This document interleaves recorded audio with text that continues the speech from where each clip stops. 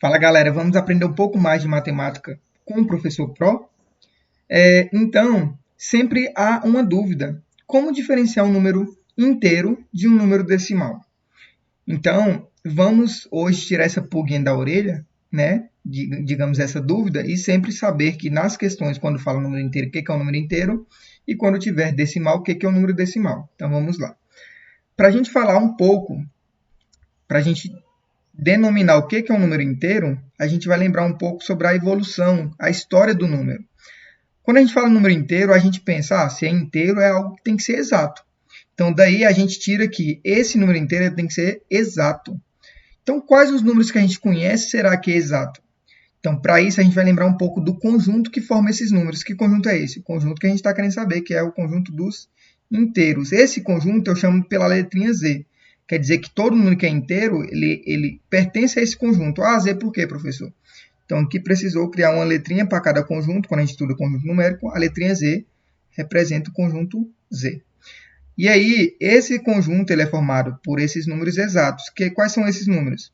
Aí a gente vai lembrar que esses números eles podem ser tanto os negativos quanto os números positivos.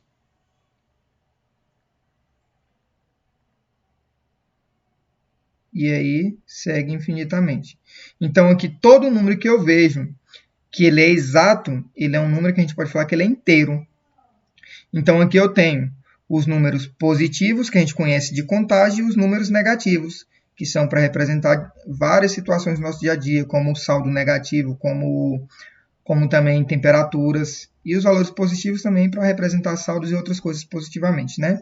Então, lembrando que aqui cresce positivamente 1, 2, 3, 4, 5, 6 e assim por diante, menos 1, menos 2, menos 3, menos 4 e assim por diante. Então, cresce negativamente aqui, né? Então, todo número inteiro ele é um número positivo ou negativo exato, que são esses daqui. Agora, vamos saber o que é um número decimal. Um número decimal são as divisões, onde eu vou ter um número com vírgula. Por exemplo, eu posso dizer ainda que, falando de conjunto, que todo número decimal ele é representado pelo conjunto Q, onde esse conjunto ele é representado por divisões, ou seja, frações que são divisões. Por exemplo, é, 1 sobre 2. Então, 1 sobre 2 é uma fração que vai me dar um número decimal, que vai dar quanto? 1 dividido por 2 vai dar 0,5.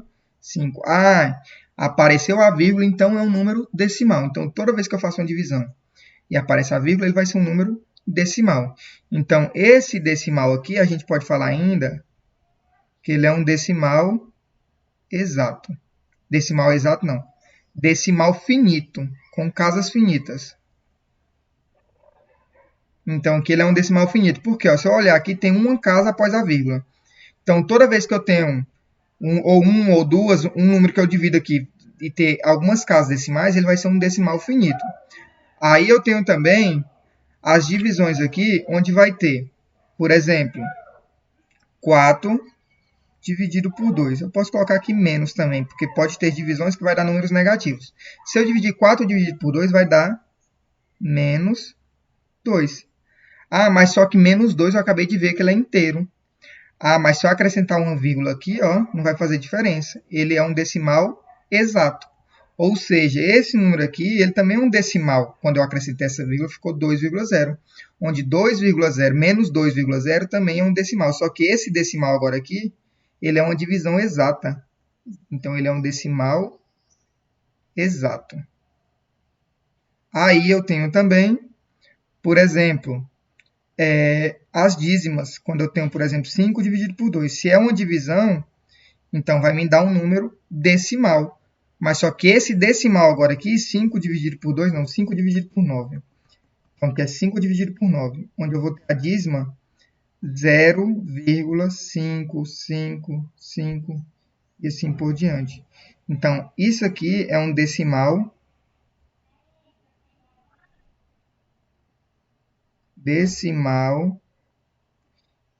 infinito,